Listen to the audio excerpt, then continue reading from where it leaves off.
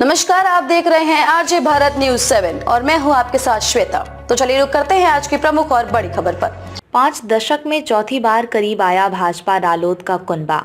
77 में साथ थे चरण सिंह और वाजपेयी। भाजपा और रालोद के बीच गठबंधन का नाता करीब 5 दशक पुराना है। साल 1977 में जनसंघ के नेता पूर्व प्रधानमंत्री अटल बिहारी वाजपेयी जनता पार्टी का हिस्सा बने थे।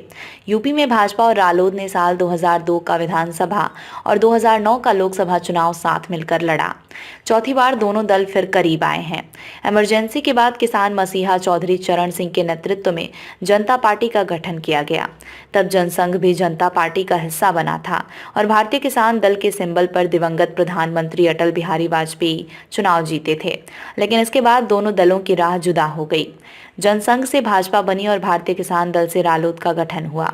साल 2002 में भाजपा रालोद का यूपी विधानसभा के चुनाव में गठबंधन हुआ।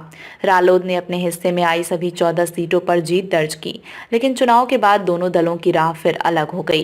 लेकिन 2009 के लोकसभा चुनाव में फिर गठबंधन हुआ।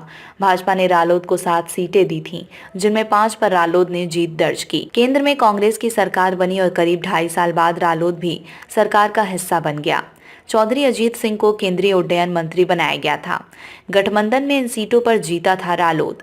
भाजपा से गठबंधन में रालोद ने 2009 में 5 सीटें जीत ली थीं।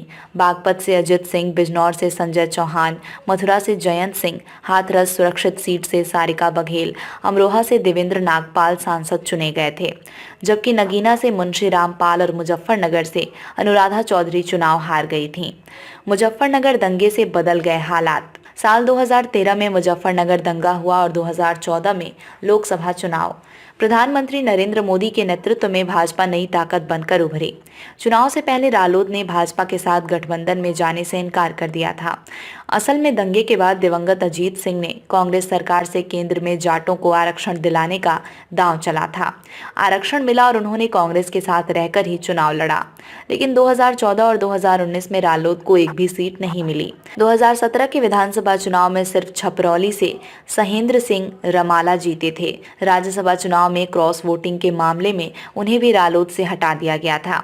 रालोद ने 22 में दिखाया दम तो शुरू हुई बात। रालोद ने 2022 के विधानसभा चुनाव में दमखम दिखाया। सपा के साथ गठबंधन में पश्चिमी यूपी की 9 सीटों पर जीत दर्ज की।